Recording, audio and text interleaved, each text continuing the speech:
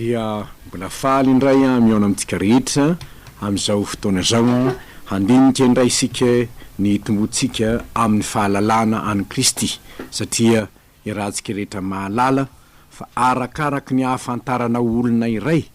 no ahatsaratsara kokoa hatrany ny fifandraisanao amin'izany olona izany. Ary matoa ny tenin'Andriamanitra milaza amintsika hoe mitomboa amin'ny fahalalana any Kristy dia ilaina ny faneraserantsika, ny anatika dinantsika, ny amatarantsika ny momba ny Kristy ho hatrany kanefa dia tarafitsika mandrakariva ao amin'ny teny amin'ny soratra masina izany satria ny fahalalana an' Jesosy Kristy ivelany soratra masina dia fahalalana tsy azo enterana ary tsy azo itokina. Ary izany anio sika te hijery tandindon'ny Kristy indray ao amin'ny soratra masina nefa alohan'izany dia mbola hiara-mivavaka aleo sika. Endre tompo ny tombontsoa ananay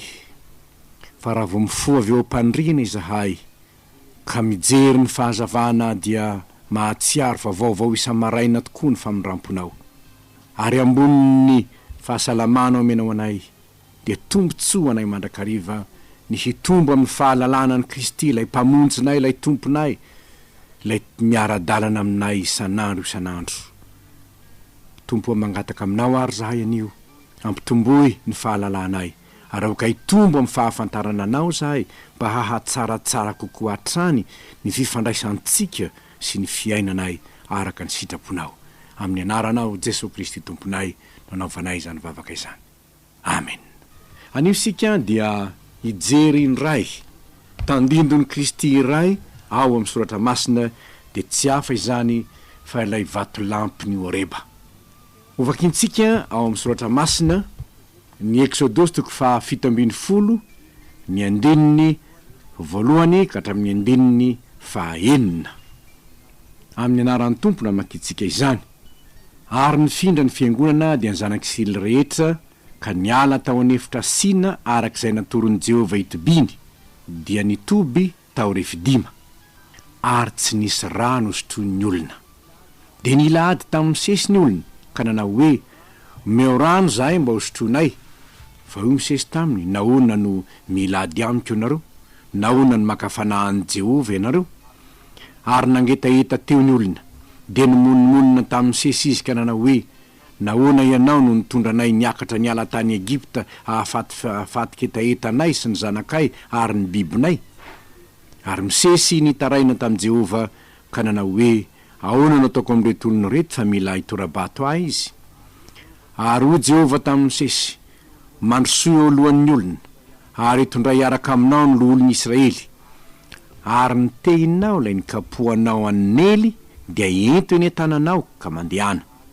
Ary indro hijanona eo anatrianao eo ambonin'ny harambato any Oreba aho dia hikapoka ny harambato ianao ka hisy rano ivoaka avy aminy hosotroin'ny olona.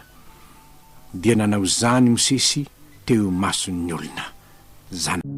Hitatsika fa ny zanak'Israely reto dia zanak'Israely navotana avy tany amin'ny tany Egipta nentina ho any amin'ny tany Kanana. Averina indray fa reo zanak'Israely reo dia olona ny fidian'Andriamanitra,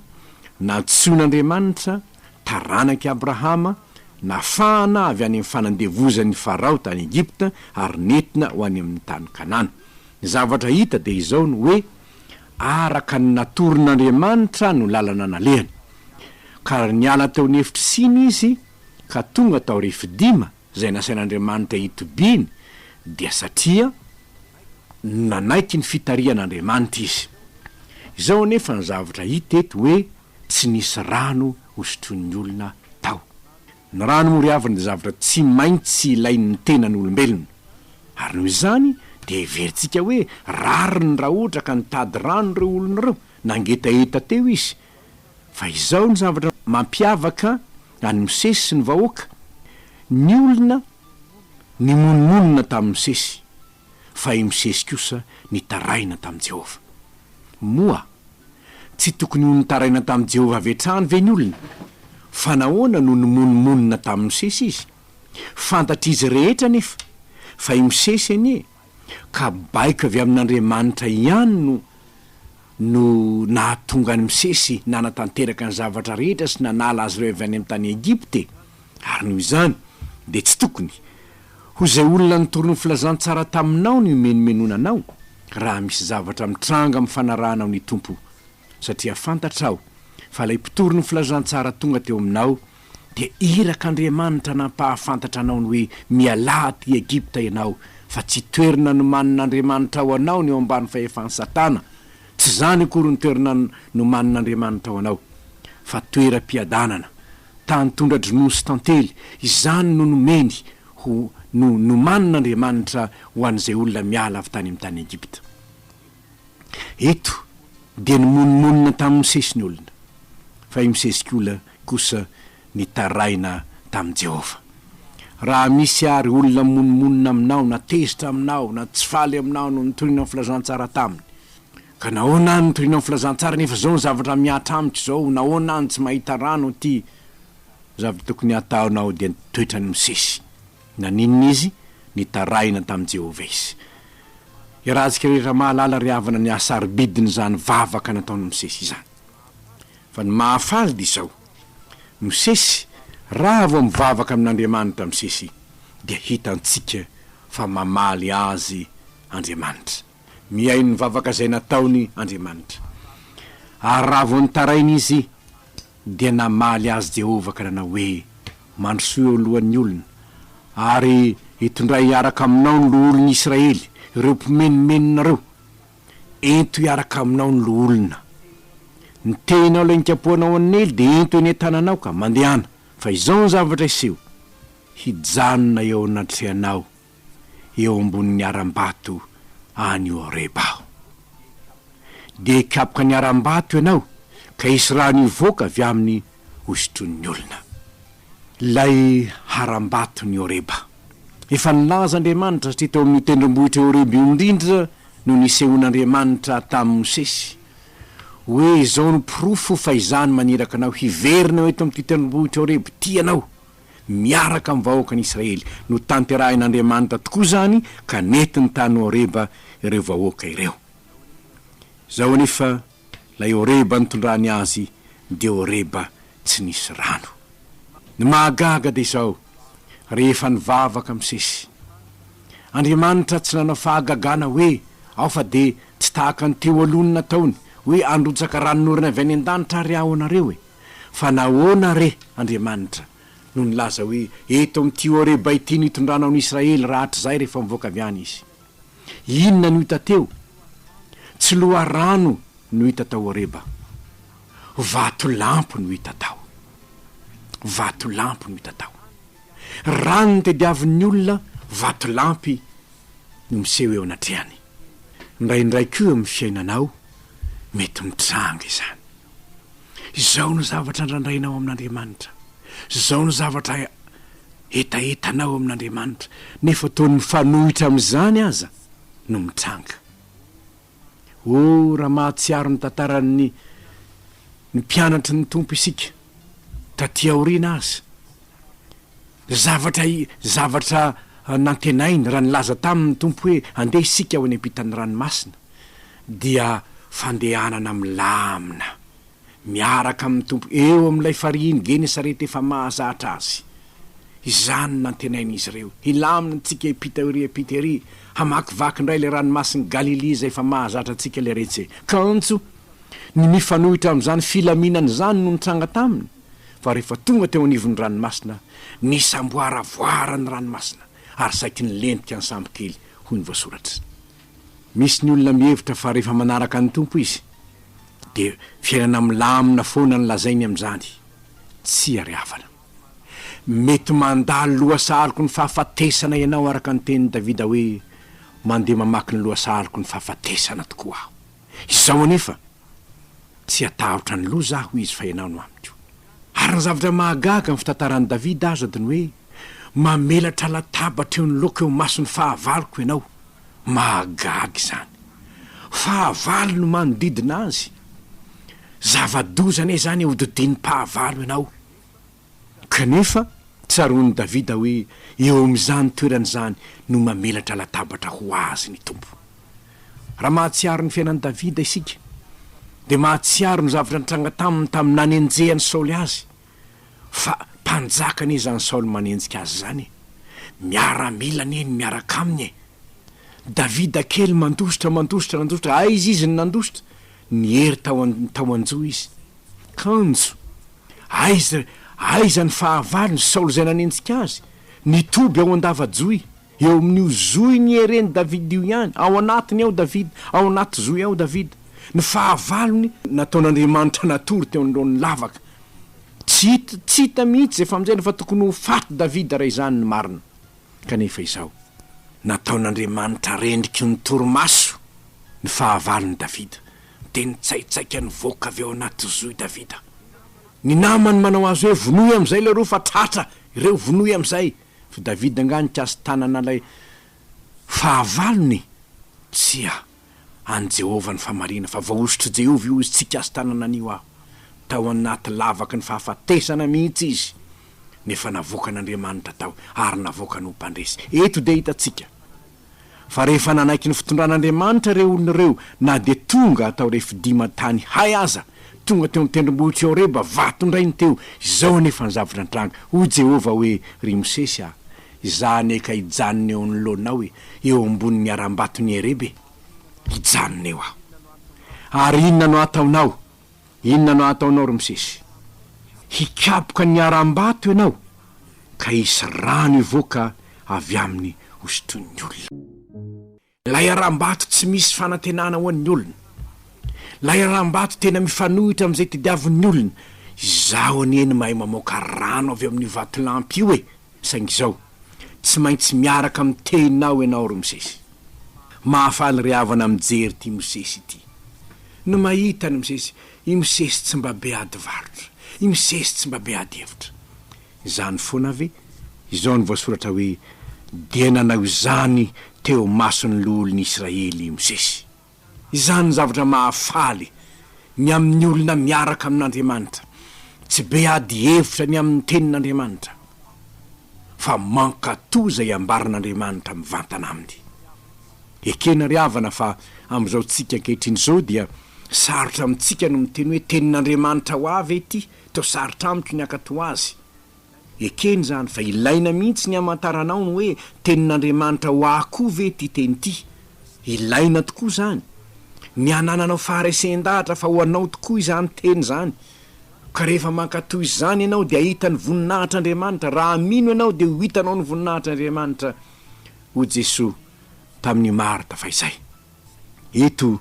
dia hitatsika Mosesy nino izy dia nanatona lay vatolampiny Horeba izy noraisiny lay tena tandindo ny tenin'Andriamanitra zay efa nananaovan'Andriamanitra zava-mahagaga tany Egipta sy netiny nampisarana ny ranomasina mena ary netiny nikapoka ny ranomasina nelo tonga rà zava-nisy de izao rehefa nokapohina izany dia nipotra rano lay vatolampy nipotra rano lay vatolampy ary io teny io dia apahatsiarovon'ny Paoly apôstôly any amin'ny Korintianina voalohany toko 10 ka izao ny voalazany hoe fa tsy tiako tsy ho fantatra rero rahalahy fa ny razantsika rehetra dia tambanina rahona ary izy rehetra namaky ny ranomasina ary izy rehetra dia natao batisa ho amin'ny Mosesy tao amin'ny rahona sy ny ranomasina ary izy rehetra nihinana ny fihinanam-panahy iray ihany ary izy rehetra nisotro ny fisotro-panahy iray ihany fa nisotro tamin'ny vatolampy fanahy zay nanaraka azy izy ary Kristy izany vatolampy izany eto ary havana lay vatolampy ny Horeba dia tandindony Kristy vatolampy naninona vatolampy no kapohina ka niteraka rano haafaka etaeta ny zanak'Israely tany anefitra vatolampy no kapohina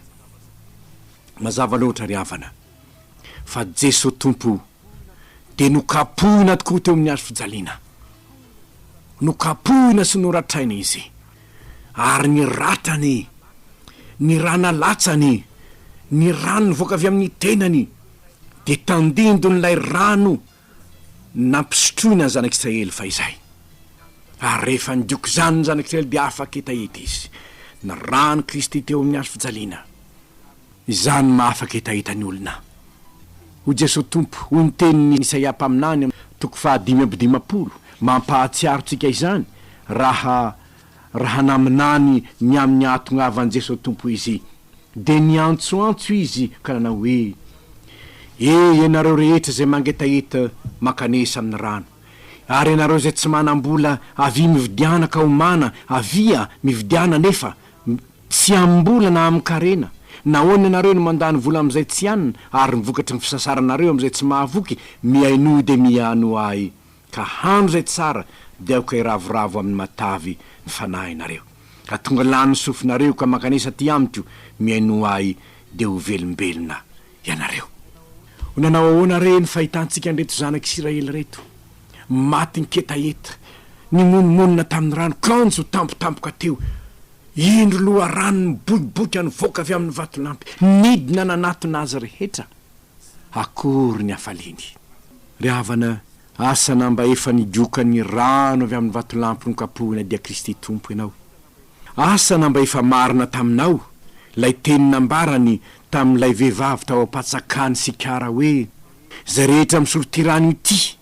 de mbola angetaheta indray fa nazovo no misotro ny rano zay meko azy de tsy angetaheta mandrakizay fa ny rano meko azy de aloha rano iboiboika ao anaty ny fiainana mandrakizay. Niantso izy ndray andro hoe zay mangetaheta avia ao ka anatonahy azotsika vakina ao amin'ny filazantsara ny Jaune zany Jaune toko 7 manomboka amin'ny 7:20 no ahitantsika izao teny izao 7:20 ary tam'izany andro zany zay andro lehibe tamin'ny andro firavoravoana de nitsangana Jesosy ka niantso nanao hoe raha misy olona mangetaheta aoka izy anatonahy ka isotro izay mino ahy de izy onony rano velona iboiboika ao ankibony araka ny voalaza ny soratra masina ary ny fanahy izay ho raisiny mino azy no nolazainy tamin'izany. Ry havana ny hahafa ketahetanao de tsy ny arena zao tontolo zao tsy ny rano zao tontolo zao tsy ny zavatsoa zao tontolo zao fa ny rano zay omen'ny Kristy anao zao ny teniny hoe raha misy olona mangetaheta aoka izy anatonahaka isotro ary marina ve zany misy ve ny olona nangetaheta ka nanatona an Jesosy ka nisotro tsarovy ry havana fa ilay Kristy nokapohina teo ambony hazo fijaliana no ambara amin'io lay vatolampy raha mbola tsy nokapohina izy de tsy mbola namoaka rano akory afaka etaeta fa rehefa nokapohina lay vatolampy izay vao nivoaka ny rano tahaka zany tio Jesosy tompo raha hoe teraka tany am-pihinanam-bilona fotsiny izy nanao fahagagana fotsiny izy ary nanasitrana ny boky izy etsetra raha mbola zany fotsiny fa mbola tsy niaritra lay fampijaliana teo Kalvari izy raha mbola tsy nokapohina sy nampahoriana tao Kalvari izy de mbola tsy afaka manomeanao lay rano satria lay rano zay omeny zay mahafaka etaetanao dia ny fanahy masina zay ho raisiny mino rehefa mibebaka noho ny fahotaniny mino izany mahafaka etaetany olona lay fanahy masina zay no raisinao ny fanahy masina zay omeny ny tompo nokapohina tao Kalvari nefa natsangana tamin'ny maty ka mandefa ny fanahy masina ho an'ny mino azy izany fanahy masina izany